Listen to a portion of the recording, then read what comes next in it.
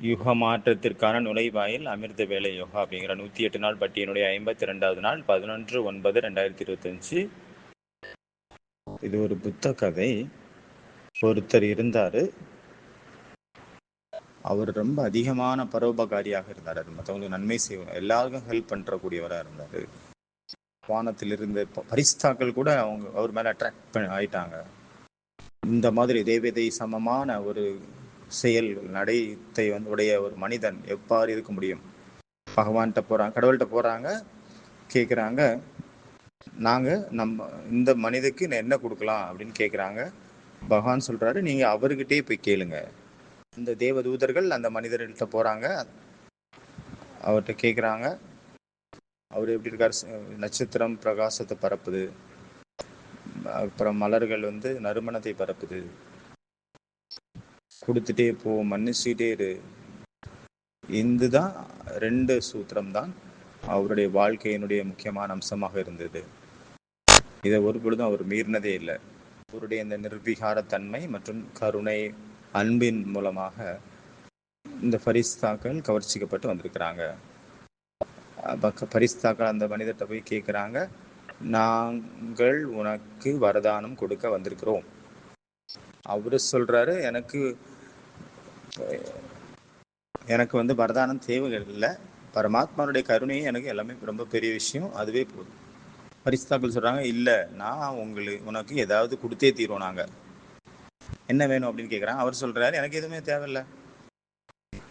பரிஸ்தாக்கள் சொல்றாங்க, நாங்கள் உனக்கு அந்த மாதிரி வரதானம் கொடுக்குறோம், நீ எந்த ஒரு வியாதி இருக்கிறவங்களை நீ டச் பண்ண உடனே அவங்களுடைய வியாதி சரியாயிடணும், ஓகேவா? அவர் சொல்றாரு, இந்த வேலை தேவதூதர்களுடைய காரியம். உடனே பரிஸ்தாக்கள் சொல்றாங்க, உனக்கு நாங்கள் அந்த மாதிரி வரதானம் கொடுக்குவோம், எந்த ஒரு பாவி முன்னாடி வந்த உடனேயே அவங்க சன்மார்க்கத்தில் போகக்கூடியவங்களாக ஆயிடுவாங்க, அந்த மாதிரி வரதானம் கொடுப்பா. இவர் சொல்றாரு, வேண்டாம், இந்த மாதிரி வரதானம் கொடுத்தீங்கன்னா இது கடவுளுடைய காரியம் இல்லையா, அது என்னுடைய காரியம் கிடையாது, இது கடவுளுடைய காரியம். அப்போ அவங்க சொல்றாங்க, இல்லை, உனக்கு இந்த மாதிரி நாங்கள் வரதானம் கொடுக்குவா, உன்னுடைய குணங்களுடைய அந்த நறுமணம் எல்லாருக்கும் தெரிய வரும், எல்லோரும் உன் மூலமாக பரமாத்மா கூட பரமாத்மாவை நினைப்பாங்க. அவர் சொல்றாரு, நோ, வேண்டாம், இதன் மூலமாக என்கிட்ட தான் எல்லாரும் கவர்ச்சிக்கப்படுவாங்களே தவிர பரமாத்மாவோட தூரம் ஆயிடுவாங்க. பரிஸ்தாக்கள் சொல்றாங்க, உடனே நாங்கள் என்னதான் உனக்கு கொடுக்கறது? அவர் சொல்றாரு, எனக்கு எதுவுமே வேண்டாம். பரிஸ்தாக்கள் சொல்றாங்க, நாங்கள் கொடுத்தே தீர்வோம். அப்போ அவர் சொல்றாரு, சரி, ஓகே, கொடுத்து தான் ஆகணும் அப்படின்னா அந்த மாதிரி வரதானம் கொடுங்க, நான் எல்லாருக்கும் புண்ணியம் பண்ணிகிட்டே இருக்கணும், நன்மை செஞ்சுட்டே இருக்கணும், ஆனால் அது எனக்கே தெரியக்கூடாது. பரிஸ்தாக்களுக்கு ஒரே குழப்பமாயிடுச்சு. அவங்களுக்குள்ள மீட்டிங் போடுறாங்க, பிளான் பண்ணுறாங்க, அப்புறமா அவருக்கு ஒரு வரதானம் கொடுக்குறாங்க. அந்த வரதானம் என்ன அப்படின்னா, நீ எங்கெல்லாம் போறியோ, உன்னுடைய நிழல் எங்கெல்லாம் படுதோ, வறண்டு போன நதி இருக்குதுன்னா அங்கே தண்ணி வந்துடும், வறண்டு போன நிலம் அங்கே பசுமையாக மாறிவிடும். உன்னுடைய நிழல் எந்த ஒரு வியாதியின் மீது பட்டு விட்டால் அவருடைய வியாதிகள் சரியாகிவிடும், எந்த ஒரு துக்கமான மனிதர்கள் மீது பட்டு விட்டால் அவருடைய துக்கம் தூரமாகிவிடும். நீ எந்த வழியா போறியோ அந்த வழியில யாரெல்லாம் ரொம்ப கவலைகள்ல துக்கத்துல இருக்காங்களோ அவங்களுக்குள்ள குஷிகள் நிறைந்து விடும், மகிழ்ச்சி நிறைந்துடும். இந்த மாதிரி வரதானத்தை கொடுத்துட்டு பரிஸ்தாக்கள் போயிட்டாங்க. அந்த மனிதர் நாலா பக்கமும் போறாரு, சுத்துறாரு ஊர் ஃபுல்லா. அவருடைய வரதானங்கள் அங்க செயல்பட ஆரம்பிக்குது. அவரு ஆனா அவருக்கே தெரியல, மற்றவங்களுக்கும் அவருடைய பேர் கூட தெரியல. அவருக்கு பேர் ஒன்று வச்சுட்டாங்க. என்ன பேர் அப்படின்னா, இதிகாசத்தில் அவருடைய பேர் என்ன சொல்லப்பட்டிருக்கு அப்படின்னா, ஹோலி ஷேடோ. அவர் யார் அப்படிங்கிறது தெரியாது. தூய்மையான நிழல். மனிதர்கள் அந்த மனிதரை அந்த அவரை இந்த மாதிரி இந்த பேர்ல தான் தெரிஞ்சிருக்காங்க, ஹோலி ஷேடோ. உலகத்துல எல்லாருக்கும் உதவி செஞ்சிட்டும் எல்லாரும் அதனுடைய பேர் புகழை விருப்பம் இல்லாம இந்த புனிதமான அந்த நிழலுக்கு சமமாக எதையும் எதிர்பார்க்காம நட்சத்திரங்களைப் போல ஒளியை பரப்புகிறது, அப்புறம் மலர்களைப் போல நறுமணத்தை பரப்புகின்றது. உண்மையிலேயே இதுதான் பரிஸ்தா அப்படிங்கிற ஸ்திதி. எந்த விஷயத்துலையும் அவங்களுக்கு கவர்ச்சி இல்லை. லேசா இருப்பாங்க, லேசான தன்மை, சுமை இருக்காது, டிட்டாச்சா இருப்பாங்க. பரிஸ்தாக்கள் பேசுறாங்க, ஆனா அவங்களுடைய வார்த்தைகளுடைய சப்தம் இல்லாமலே அவங்களுடைய கருத்துக்களை பரிமாறிக்கிறாங்க. அவங்களுக்கு முக்கியமான விஷயம் மௌனம். அவங்கள சுத்தி பிரகாசமான ஒரு ஒளி வட்டம் சூழ்ந்து இருக்குது. அவங்களுடைய இந்த சப்தத்தை மனிதர்களால் புரிஞ்சுக்கவும் முடியாது, கேட்கவும் முடியாது, உணரவும் முடியாது. Being of lights perfect and complete. அவர்கள் தான் பரமபிதாவினுடைய தூதுவர்கள். உதவி செய்யறதுக்குன்னே ஓடுறாங்க, பறந்துட்டே இருக்காங்க. எங்கு பார்த்தாலும் எந்த ஒரு அடையாளத்தையும் அவங்க விடுறதில்லை, எந்த ஒரு பேரையும் அங்கே விடுறதில்லை. வர்றாங்க, உதவி பண்றாங்க, உடனே மறைஞ்சிடுறாங்க. அவங்க அதிகமான விழிப்புணர்வு, இந்த சைத்தன்யமான ஸ்திதியில இருக்காங்க. உலகத்தினுடைய லட்சியம் விஸ்வ பரிவர்த்தனை. அவங்களுக்கு பேரு புகழ் எதுவுமே அவங்க விரும்புறதில்லை. இந்த உலகத்தினுடைய எந்த ஒரு விஷயமும் தேவையில்லை. இப்போ முரளி கேட்டீங்களே, 1888 முரளி, இச்சா மாத்திரம் வித்யா. எங்க இச்சை இருக்குதோ, ஆசைங்கிறது என்ன அப்படிங்கிறது தெரியாத நிலை. எங்க ஆசை இருக்குமோ அங்கதான் விகாரங்கள் ஜென்மம் எடுக்குது, பிறப்பெடுக்குது. அவர்கள் தான் தூய்மையான பிராணிகள், பீயிங்ஸ் ஆஃப் பியூரிட்டி. உடலினுடைய அந்த மண்ணாலான உடல் அவர்களை டச் பண்ண முடியாது. சரீரம் வேற, நான் வேற. இது மண்ணு. இந்த உலகத்தினுடைய அந்த அழுக்குல போய் ஒரு பொழுதும் இவங்க மாட்டிக்க மாட்டாங்க. அவங்க ஆகாய யாத்திரி, அவங்க மௌனமாகவே இருக்காங்க, மௌனமாகவே நடக்கிறாங்க. மௌனம்தான் அவர்களுடைய ஒரிஜினல். அவங்களுடைய நிசப்தமான வார்த்தைகள் அலௌகிக சாந்தியின் கூடவே பரிஸ்தா ஸ்திதியில் இருக்கிறவங்க பேசினாலும் கூட அவங்களுடைய பேச்சில் மௌனம் கலந்திருக்கும். இன்றைய பாபாவனுடைய மகா வாக்கியம் 2 விஷயங்கள் பாபா சொல்லியிருக்கிறார் இதுல. ஃபர்ஸ்ட் எழுந்ததுமே, அதிகாலையில் எழுந்ததும் என்ன பண்ணணும்? இன்று 52வது நாள் பட்டி அமிர்த வேலை பாய்ந்து எழுந்ததுமே சங்கல்பம் கொள்ளுங்கள், சங்கல்பம் வைங்க, நான் ஃபரிஸ்தா ஆவேன். அமிர்த வேலை எழுந்தோடனே நினைவு வரணும், நான் யார், நான் ஃபரிஸ்தா, ஸ்மிருதி வரணும். இப்போ முரளி 88 முரளி கேட்டீங்க இல்லையா, நிறைய வரதானங்கள் கிடைச்சிருக்குது. ஆனால் வரதானத்தை என்ன பண்ணணும்?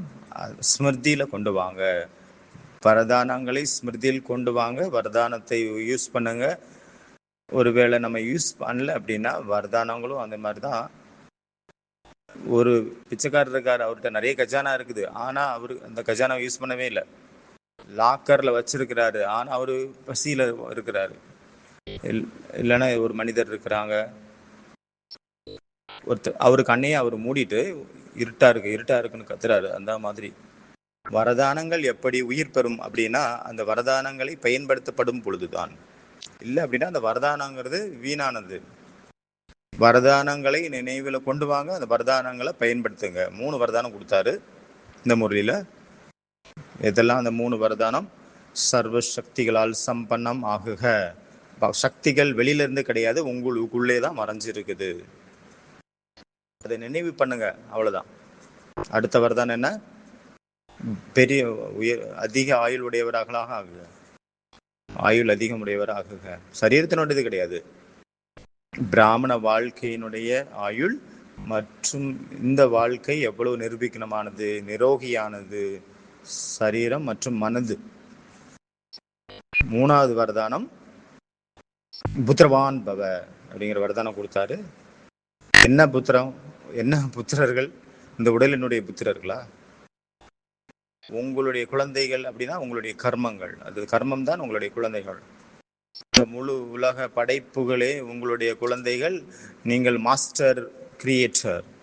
உங்க வீட்டில் இருக்கிற குழந்தைங்க மட்டும் கிடையாது, முழு உலகமே உங்களுடைய குழந்தைகள்.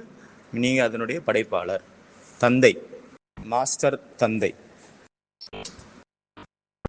திரவான் பவ, படி ஆயு பவ, சர்வசக்திகளால் சம்பன்னமானவராக. 3 வரதானம். இந்த வரதானம் எப்போ வந்து பலன் கொடுக்கும் அப்படின்னா அதன் மீது வேலை நடக்கும்போது ஒர்க் பண்ணும்போது தான். வரதானங்கள் அனுபவமாக மாறிடணும். பாபாவுக்கு சமமாக ஆவது லட்சியமாக இருக்கக்கூடாது, சுபாவமாக ஆகிவிட வேண்டும். அந்த வரதானத்தை நீங்கள் நினைவு பண்ணணும், அவேர்னஸ்ல கொண்டு வரணும், விழிப்புணர்வுல கொண்டு வரணும். விதி என்ன?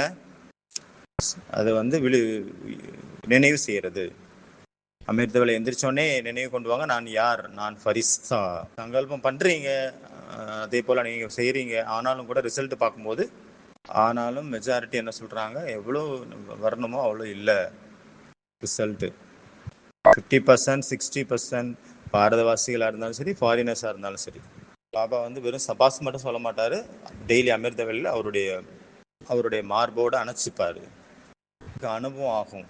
ஏன்னா பிரம்மா பாபாவுக்கு குழந்தைங்க மேல ரொம்ப அன்பு இருந்தது. அமிர்த வேளையில பாபா கிடைப்பாரு. அப்புறம் என்ன கிடைக்கும்? எப்படி சித்திரங்கள்ல காட்டியிருக்காங்க. எப்போ வந்து புயல் வந்தது, தண்ணி அதிகமாயிடுச்சு, யமுனை நதி கடக்கும் போது அப்போ பாபா வந்து குடை நிழலாக வந்தாரு, பாம்பு ரூபத்துல குடை நிழலா அது வந்து தடுத்தது.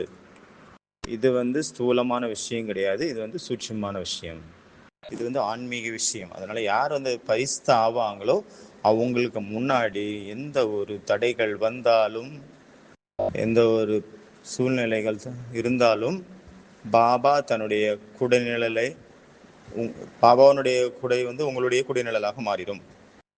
பிரச்சனைகள் குழப்பங்கள் வரும் பொழுது பாபா வந்து உங்களுடைய குடைநிழலாக மாறிடுவாரு. பாபா வந்து இதை வந்து செஞ்சு பாருங்க. பாபா வந்து சும்மா பேருக்கெல்லாம் இதை சொல்லலை, நீங்க செஞ்சு பாருங்க, ரிசல்ட்டை பாருங்க, உங்களுக்கு அப்படியே அனுபவம். பாபா வந்து சும்மா சொல்லலை, இந்த விஷயத்த பேருக்கு சொல்லலை. அப்படியே பேருக்கு சொல்றதுன்னா என்ன அர்த்தம்? சும்மா பாபா வந்து சொல்றது, அப்படியே சொல்றதுன்னா என்ன அர்த்தம்? குஷிப்படுத்துறதுக்காக சொல்றது. இல்லைன்னா என்ன அர்த்தம்? அதுகளுக்கு இன்பம் கொடுக்கறதுக்காக சொல்றதா? பாபா வந்து சும்மா அதுக்காக சொல்லலை அப்படிங்கிறத புரிஞ்சுக்கோங்க. ஒருவேளை அதிகாலையில் நான் ஃபரிஸ்தா அப்படிங்கிற எண்ணத்தை கொண்டு வந்து அந்த ஸ்திதியில் நிலச்சிருந்துட்டீங்க அப்படின்னா, ஃபுல் டேயில் பரமாத்மா என்ன பண்ணுவார்? எந்த மாதிரியான சூழ்நிலை வந்தாலும் சரி, எந்த மாதிரியான தடைகள் வந்தாலும் சரி, பாபா சுயம் தானே குடை நிழலாக அங்கு அமர்ந்திருப்பார். நான் உங்களுடைய அனைத்து பொறுப்புகளையும் என் கையில் எடுத்திருக்கிறேன். நீ என்ன பண்ணும்? ஒரே ஒரு சின்ன விஷயம், இந்த சரீரத்திலிருந்து விடுபடுங்க, லேசான தன்மையில நிலைச்சிருக்கணும், அவ்வளவுதான். இன்னைக்கு 2 விஷயங்கள், 2 சூத்திரம், 2 விஷயம் இன்னைக்கு வந்து அதுல வந்து இன்னைக்கு ஃபர்ஸ்ட் பாயிண்ட், நான் ஃபரிஸ்தா ஆவேன். நான் யார்? நான் ஃபரிஸ்தா. ஃபரிஸ்தா அப்படின்னா, நான் ஃபரிஸ்தா என்ற எண்ணம் எப்பொழுது உதயமாகிறதோ அப்பொழுது 2 இறக்கைகள் தானாக உருவாகின்றன, உற்பத்தி ஆகின்றன. உடனே ஆத்மா பறக்க ஆரம்பிக்கின்றது. இது ஸ்தூலமான இறக்கை அல்ல, நினைவினுடைய இறக்கை. ஆத்மா பறக்க ஆரம்பிக்கிறது. இந்த உலகத்தினுடைய எந்த விஷயங்களிலும் அது ஒட்டாமல் இந்த உலகத்திலிருந்து பறந்து சரீரத்திலிருந்து பரிஸ்திதி என்ற மலையிலிருந்து அது விலகி இருக்கிறது. ஏனென்றால் நான் ஃபரிஸ்தா, நான் தேவதூதனாவேன். ஃபரிஸ்தானா என்ன? ஃபரிஸ்தானா லேசான தன்மை. ஃபரிஸ்தா என்றால் பறக்கக்கூடிய நிலை. ஃபரிஸ்தா என்றால் தேகம் மற்றும் தேகத்தினுடைய உலகத்திலிருந்து எந்த ஒரு சம்பந்தமும் இல்லை. ஃபரிஸ்தா அப்படின்னா முழு சம்பந்தமும் ஒரே ஒரு பாபா கிட்ட, அனைத்து சம்பந்தமும் ஒரு பாபா கிட்ட. ஃபரிஸ்தா அப்படின்னா வந்தாங்க, சேவை பண்ணாங்க, போயிட்டாங்க. ஃபரிஸ்தா அப்படின்னா யாரு கூடயும் தொடர்பு இல்லை, ரிஸ்தா இல்லை. ரிஸ்தா என்றால் பவித்ரா, ஃபரிஸ்தா என்றால் இச்சா மாத்திரம் அவித்யா, ஆசை என்றால் என்ன என்றே தெரியாத நிலை. என்னெல்லாம் நம்மளுடைய சம்பூர்ண தன்மையினுடைய அந்த வர்ணனை இருக்குதோ அது எல்லாமே ஃபரிஸ்தாவுக்கு பொருந்தும். எவ்வளவு அவ்வியக்த வாணியினுடைய இது சொல்லியிருக்காரோ பாபா, எவ்வளவு சாகார ஒரு வாணியில நம்ம வாழ்க்கையினுடைய லட்சியத்தை பத்தி சொல்லியிருக்கிறாரோ அது எல்லாமே நீங்க இதுல யூஸ் பண்ணிக்கலாம். ஃபரிஸ்தா என்றால் அப்படிங்கிற இதுல நீங்க போட்டுக்கலாம். ஆசை என்றால் என்னவென்றே தெரியாத நிலை. ஃபரிஸ்தா என்றால் தேகத்திலிருந்து விடுபட்டவர். ஃபரிஸ்தா என்றால் சம்பன்ன, சம்பூர்ண, சமான், சமீப். ஃபரிஸ்தா என்றால் செய்தி கொடுக்கக்கூடிய வாகனம்.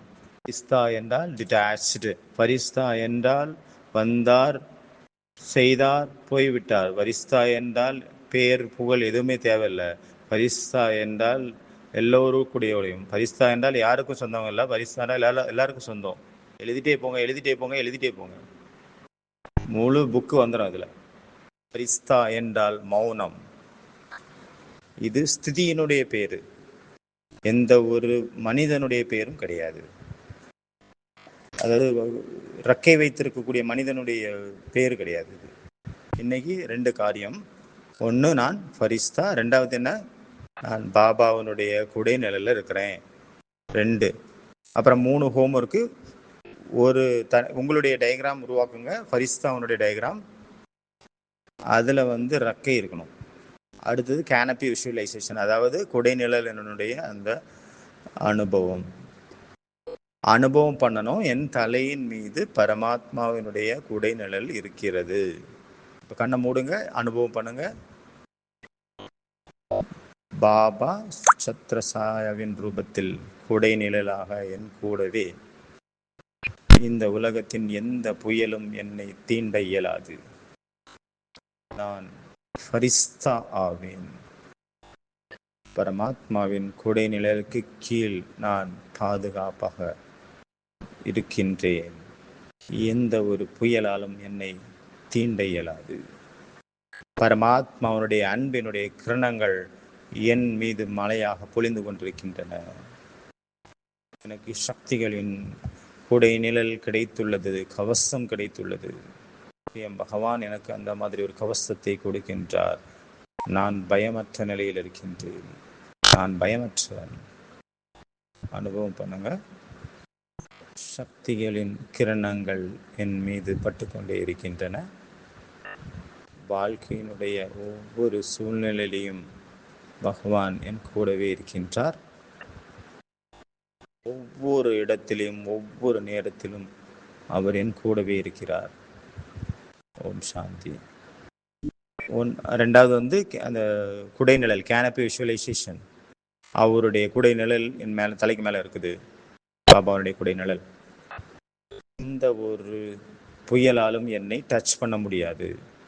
3வது ஹோம்ஒர்க்கு, அந்த சத்திரச்சாயா இருக்கு இல்லையா, அதனுடைய ஒரு சித்திரத்தை உருவாக்குங்க. நான் இருக்கிறேன், என் மேல என்னது, குடை நிழல், சத்திரச்சாயா இருக்குது. இப்போ இன்னைக்கு 3 ஹோம்ஒர்க். ஓகேவா? ஃபரிஸ்தாக்கள் என்ன பண்றாங்க, மற்றவங்களுக்கு நன்மை செய்யறாங்க, உலகத்தை காப்பாற்றக்கூடியவங்களா இருக்காங்க. ஃபரிஸ்தாக்களை எப்படி காட்டியிருக்காங்க, இஸ்லாமத்தில் என்ன காட்டியிருக்காங்க, கிறிஸ்டியானிட்டியில் எப்படி காட்டியிருக்காங்க, மீடியேட்டராக காட்டியிருக்காங்க. பரமாத்மாவுக்கும் மனிதர்களுக்கும் நடுவில் இருக்கக்கூடிய மீடியேட்டராக காட்டியிருக்காங்க. ஓம் சாந்தி.